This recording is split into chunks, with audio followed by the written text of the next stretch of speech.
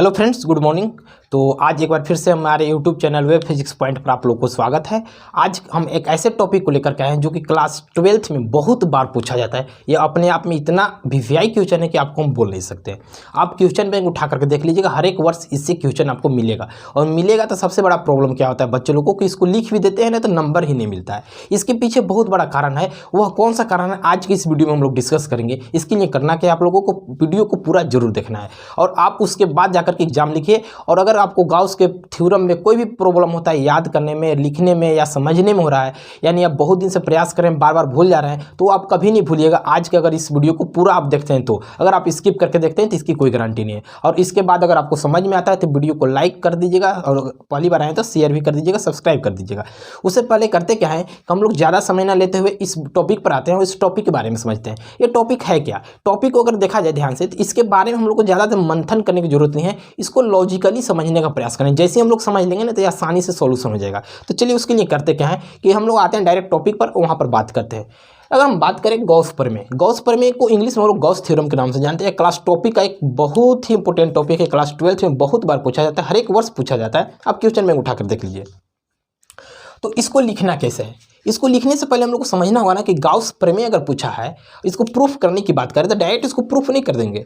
Proof करने से पहले हमको इसके बारे में कुछ लिखना होगा कि जो गॉस प्रमेय है वो होता क्या है। तो गॉस प्रमेय को पहले हम लिखेंगे, उसके बाद आगे बढ़ते हैं। तो गॉस प्रमेय होता क्या है इसके बारे में हम लिख चुके हैं। कह रहा है कि किसी बंद पृष्ठ से गुजरने वाला संपूर्ण वैद्युत फ्लक्स उस बंद पृष्ठ के अंदर निर्वात में उपस्थित कुल आवेश Q का 1/Q गुना होता है, यानी 1/ε0 इसी को बोलते हैं और इसी को पढ़ते हैं 1/ε0। तो अगर हम 1/ε0 बोलते हैं तो आपको कन्फ्यूजन होने की कोई भी दिक्कत ना होना चाहिए। क्यों? क्योंकि इसी को हम लोग 1/ε0 के नाम से भी जानते हैं। तो चलिए थोड़ा सा हम लोग स्पीड करते हैं और इसको आगे बढ़ते हैं। अगर हम बात करें कि कोई भी बंद पृष्ठ है, उस बंद पृष्ठ से जितना भी हमारा संपूर्ण वैद्युत फ्लक्स पास हो रहा है, ठीक है, जो भी संपूर्ण वैद्युत फ्लक्स पास हो रहा है उसका 1/Q गुना होता है। कितना होता है? 1/Q गुना। यानी अगर कुल वैद्युत फ्लक्स उसमें Q है तो इसका 1/ε0 गुना होगा।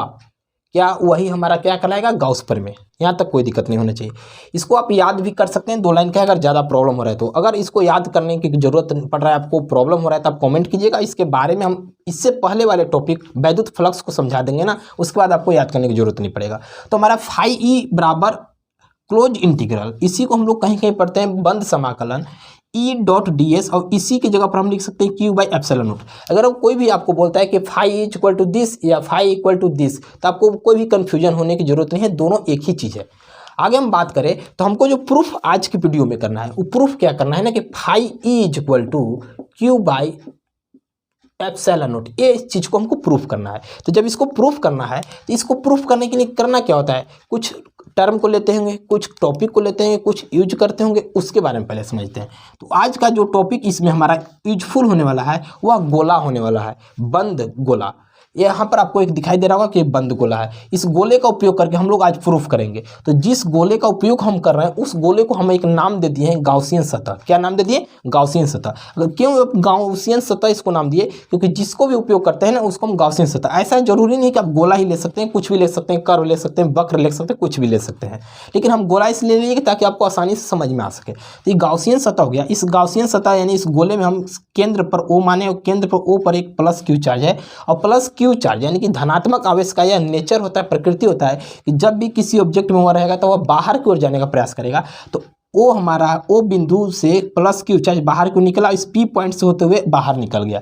तो इस P पॉइंट से जहाँ से निकल रहा है वह P पॉइंट एक अल्पांश क्षेत्रफल का है। अल्पांश क्यों? क्योंकि इस पूरे गोले का एक छोटा सा भाग है, इसीलिए इसको हम अल्पांश क्षेत्रफल बोले हैं। ओके, और इस अल्पांश का भाग का क्षेत्रफल ds मान लिए है और पॉइंट P है। और जैसे ही अगर हम बात करें कि इस पॉइंट P पर वैद्युत फ्लक्स तीव्रता क्या होगा, तो हम लोग पिछले टॉपिक में पढ़ चुके हैं कि E बराबर 1/4πε0 Q बटे में r²। क्यों लिए? क्योंकि O और P के बीच की दूरी r है। अब इसी चीज़ को हम यहाँ पर लिख दिए हैं। लिखने क्या है कि माना एक बंद पृष्ठ S के अंदर किसी बिंदु O पर एक बिंदु आवेश Q स्थित है। यह एक बंद पृष्ठ है हमारा। अब बंद पृष्ठ कुछ भी प्रकार का हो सकता है, गोला हो सकता है, कर्व हो सकता है, वक्र हो सकता है, किसी भी प्रकार का। इस बंद पृष्ठ में O बिंदु पर एक Q आवेश स्थित है, उसको लिख दिए, तथा O और P के बीच की दूरी में r दूरी है। कितना है? O और P के बीच की दूरी R है। यहाँ तक कोई दिक्कत नहीं, जो इसमें था उसी चीज़ को यहाँ पर लिख दिए हैं। इसके बाद क्या किए हैं, इस गोले पर जो जो हम स्ट्रक्चर ड्रा किए हैं उसके बारे में लिख दिए। हम क्या बोले हैं कि इस प्लस Q चार्ज जो है इस बिंदु O से होते हुए, सेंटर से होते हुए बाहर क्यों निकला है, कहाँ से, P पॉइंट से।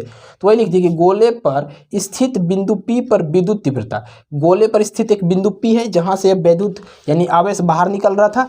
इस P बिंदु पर इसका विद्युत क्षेत्र तीव्रता क्या होगा, तो E बराबर 1/4πε0 Q/r²।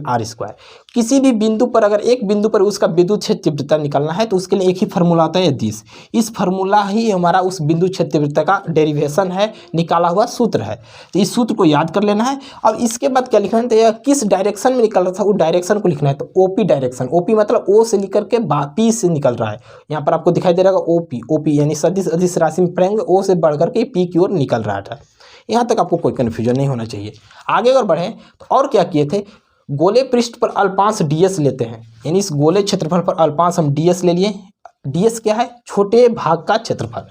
तो उससे गुजरने वाला वैद्युत फ्लक्स क्या हो जाएगा, तो छोटा भाग बोल रहा है, जैसे ही इस कुल सरफेस में, कुल सतह में हम d लगा दिए थे, उसी प्रकार से यहाँ पर हम इसके पहले फाई के पहले d लगा देंगे। फाई क्या है, हमारा वैद्युत फ्लक्स। वैद्युत फ्लक्स क्या है, पिछले पॉइंट्स में हम लोग पढ़े थे। तो फाई के पहले d लगा देंगे तो क्लोज इंटीग्रल E.ds हो जाएगा। और ये हमारा डॉट प्रोडक्ट है। डॉट प्रोडक्ट यानी कि बिंदु है, जैसे डॉट प्रोडक्ट हटेगा तो डॉट हटेंगे बाद cos थीटा आ जाएगा, तो फाई EDS cos थीटा आ गया। अब हम देखेंगे कि EDS cos थीटा, तो EDS, E का भी डायरेक्शन सेम है, DS का भी डायरेक्शन सेम है, दोनों का डायरेक्शन एक ही दिशा में है। तो उसको हम लिख दिए, चूंकि E व DS एक ही दिशा में है, अतः इसके मध्य कोण थीटा बराबर 0 डिग्री बनेगा। क्यों बनेगा, क्योंकि यहाँ पर आपको दो एरो नजर आ रहा होगा, एक एरो यहाँ पर, एक एरो यहाँ पर। तो ये दो पॉइंट्स के लिए एरो लिया गया है, एक E के लिए, एक DS। DS क्या है, इसका एक परपेंडिकुलर है, तो परपेंडिकुलर होते हुए भी यह एक ही डायरेक्शन में मूव कर रहा है। जब एक ही डायरेक्शन में मूव करते हैं, सेम डायरेक्शन में मूव करते हैं एक दूसरे को, तो वहाँ पर जो थीटा का वैल्यू होता है 0 डिग्री हो जाता है। तो ये थीटा बराबर 0 लिख लिए। अब हम क्या किए कि इसमें cos थीटा बराबर, जो यहाँ पर आपको cos थीटा नजर आ रहा है, इस cos थीटा बराबर 0 रख दिए।